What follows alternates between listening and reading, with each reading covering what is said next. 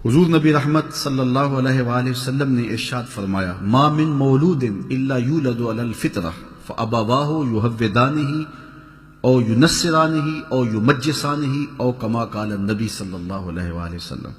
حضور فرمایا ہر پیدا ہونے والا بچہ فطرت اسلام پہ پیدا ہوتا ہے۔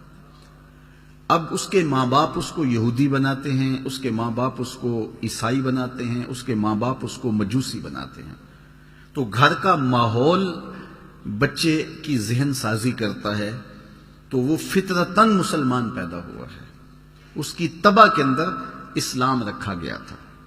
تو ماں باپ کی تربیت اسے جس سانچے میں ڈھالنا چاہے ڈھال دے، مجوسی بنانا چاہے تو مجوسی بنا دے گی، اگر وہ بت پرست ہوں گے تو بیٹا بھی بتوں کو پوجنے لگ جائے گا، ان کی تعظیم بجا لائے گا، اور اگر وہ اسلامی طریقے کے مطابق اس کی تربیت کریں گے اور وہ مسلمان ہوں گے تو بچہ ایک صالح مسلمان کی صورت کے اندر معاشرے کا ایک صالح فرد بنے گا۔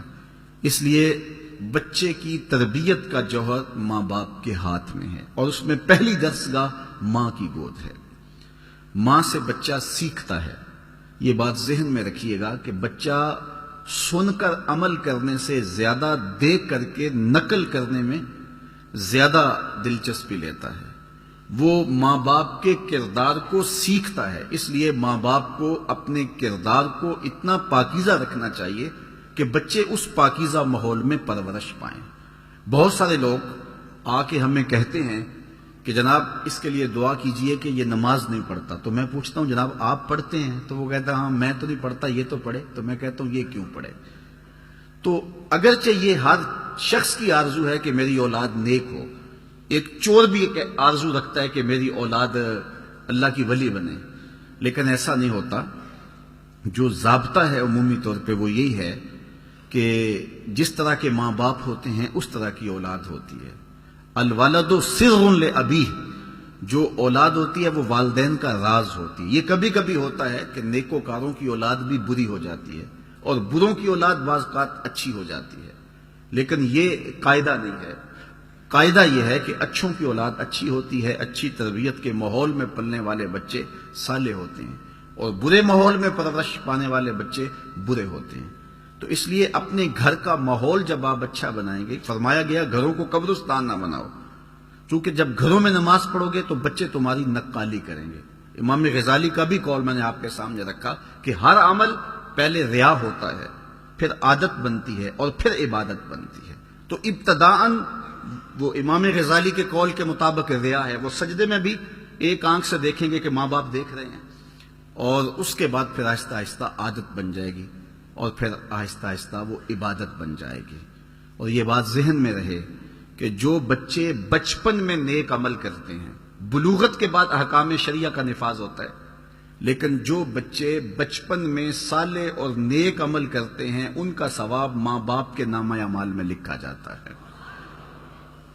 تو دوسری بات کہ اس عمر کی پختگی ساری زندگی ساتھ دیتی ہے۔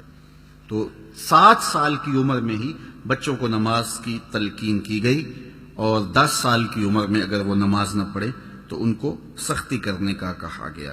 ماں باپ اولاد کی صالح تربیت کے حوالے سے بنیادی نقطہ یہ سمجھیں کہ ان کو اگر رزق حلال کھلائیں گے تو پھر ان کی طبع میں خون میں صالحیت پیدا ہوگا۔ جب اولاد کو حرام کھلایا جائے گا تو اس کے اثرات بد ظاہر ہوں گے، اور آپ کی محنت کوشش کے باوجود بھی وہ سدھر نہیں پائیں گے، اس لیے کہ آپ نے ان کو لقمہ حلال نہیں کھلایا۔ تو اپنی اولاد کو رزق حلال کھلائیں، بلکہ انہیں مشکوک رزق سے بھی بچائیں۔ جس طرح ہم دیکھتے ہیں کہ جو ناقص غذا ہے ان کا معدہ خراب کر دیتی ہے، اسی طرح جو حرام غذا ہے ان کے باطن کو خراب کر دیتی ہے۔ اس لیے پاکیزہ اور صالح غذا کا ان کے لیے اہتمام کیا جائے۔ اپنے اولاد کی اچھی کفالت کرو، جو وسعت ہے اس کے مطابق اپنی اولاد کے اوپر جو ہے وہ کشادگی کی جائے۔ میرے حضور علیہ الصلوۃ والسلام نے فرمایا جو تم لقمہ لا کے اپنے اہل خانہ کے منہ میں رکھتے ہو وہ بھی صدقہ لکھا جاتا ہے۔ تو اپنی اولاد کے اوپر کشادگی کے ساتھ خرچ کرنا چاہیے، اور انہیں کشادگی بھی دینی چاہیے، لیکن انہیں قناعت اور توکل بھی سکھانا چاہیے۔